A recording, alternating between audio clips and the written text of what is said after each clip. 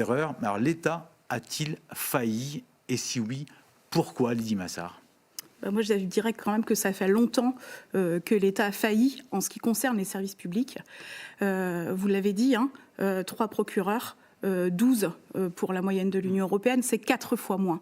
C'est 4 fois moins. Il n'y a pas de miracle, en fait. On ne peut pas faire le même travail avec 4 fois moins de magistrats qu'ailleurs dans l'Union européenne. Donc forcément, à un moment, il y a des couacs, je dirais qu'il y a des couacs, il y en a régulièrement, mais quand il y a des drames, ils sont médiatisés. Et puis je crois que ça pose aussi la question du recueil de la parole des victimes, en particulier des publics les plus fragiles. On pense aux femmes, on pense aux enfants.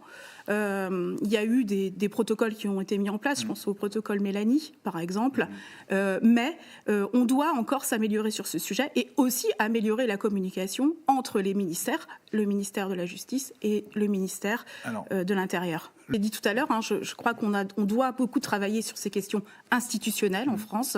On a un vrai problème, on ne veut pas bouger institutionnellement. Alors nous à l'UDB... On est sclérosé un peu aujourd'hui? On est sclérosé, oui. On n'a pas du tout envie de bouger.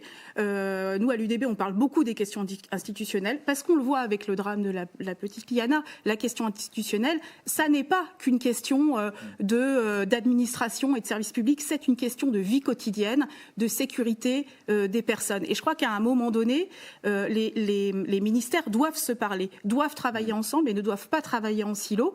Et puis, effectivement, il y a eu plus de moyens donnés au ministère de la Justice, mais quand même, il faut quand même dire que ça fait des années et des années que la justice est dépecée. Moi, dans ma ville, par exemple, il n'y a plus de tribunal. Les tribunaux sont engorgés depuis très longtemps. À Pontivy. Oui.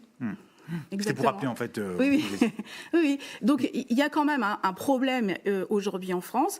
Et puis il y a aussi ce problème d'écoute de la parole, parce que je crois que les victimes, elles ne sont pas assez souvent prises au sérieux. Et notamment les enfants. Et notamment les enfants, voilà, parce qu'on ne les considère pas comme des personnes majeures et des personnes à part entière. Et je crois qu'il faut réellement faire des progrès sur ce sujet-là.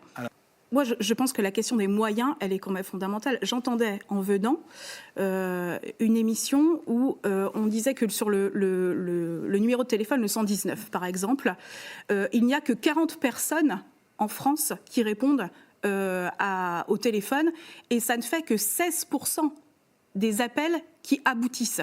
16%, ça veut dire que tout le reste, il n'y a personne qui répond au bout du fil. Et pourtant, ce numéro, c'est une alerte.